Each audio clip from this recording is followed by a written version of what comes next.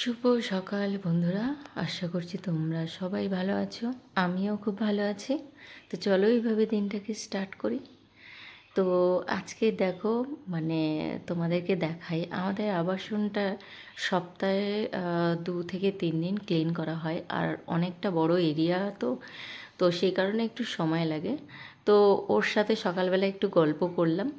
তো তারপরে চলে আসলাম রোজকার যেটা টিফিন বানানো।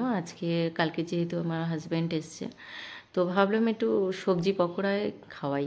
তো ধরতে গেলে ওখানে তো বাইরের খাবার সব সময় খেয়েই থাকে।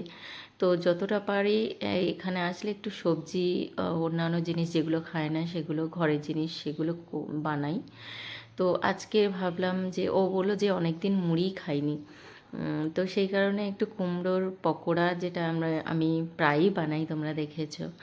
তো সেটাই আমি বানালাম, আর একটু ডিম সেদ্ধ আর মুড়ি।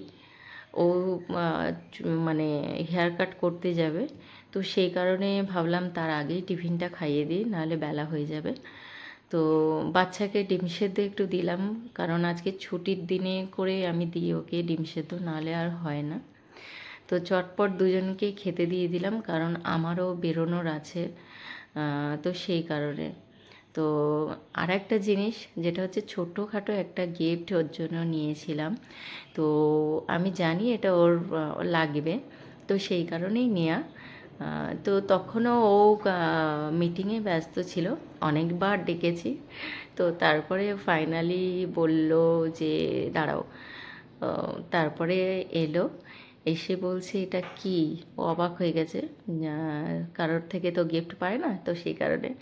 তো যাই হোক, গঙ্গা জলে গঙ্গা পুজো হলেও একটা ছোটোখাটো গিফট দিতে ইচ্ছে হলো। তো ও দেখে অবাক হয়ে গেছে যে এটা কি। আমি বলছি খুলেই দেখো। তো যখন খুলেছিল তখন ও ভীষণ খুশি হয়ে গেছে। তো যাই হোক, আমিও রেডি হয়ে গেছি ওর স্কুলে যাওয়ার জন্য। আর ওর গাড়িতেই যাব, তো সেই কারণে ও গাড়ি বের করছিল। আর এখানে দেখো, আমার একটা বান্ধবীর সাথে দেখা হয়ে গেল। এক জায়গা থাকি, অথচ সবার কাজে ব্যস্ত থাকে। তো ও সার্ভিস করে, তো সেই কারণে দেখা হয় না। তো আমরা স্কুল থেকে ফাইনালি বেরিয়ে এসেছি, এসে একটা মিষ্টির দোকানে ঢুকেছিলাম কিছু মিষ্টি নেওয়ার জন্য। তো তারপরে বাড়িতে যাওয়ার জন্য অটোতে উঠে পড়লাম, কারণ বাড়িতে ফিরে আমার আরও টুকটাক কাজ বাকি ছিল, সেগুলো কমপ্লিট করতে হবে। দেখো, গাড়ির মধ্যে বদমাইশি করতে করতেই যাচ্ছিল, এটা ওটা বলতে থাকছে আর হাসাহাসি করছিল। মানে ওর ভীষণ মজা বাইরে বেরোলে। আর এই যে দেখো, আজকের ফাইনালি অনেক দিন ধরে ভাবছিলাম যে ওকে স্নান করাবো, কিন্তু এত বৃষ্টি হচ্ছে, তো হঠাৎ যদি ঠান্ডা লেগে যায় মিষ্টির, তো আর সামলাতে পারবো না, তো সেই কারণে স্নান করাচ্ছিলাম না। আজকের ভাবলাম প্রচণ্ড রোদ্দুর বেরিয়েছে, আর ও ভীষণ গা চুলকাচ্ছিল, তো সেই কারণে ভাবলাম যে না, ওকে স্নানটা করিয়ে দিই। আর ভীষণ শান্তভাবে স্নানটা করছিল। ও চাইছিল যে আমি একটু স্নান করব, প্রচণ্ড গরম ছিল।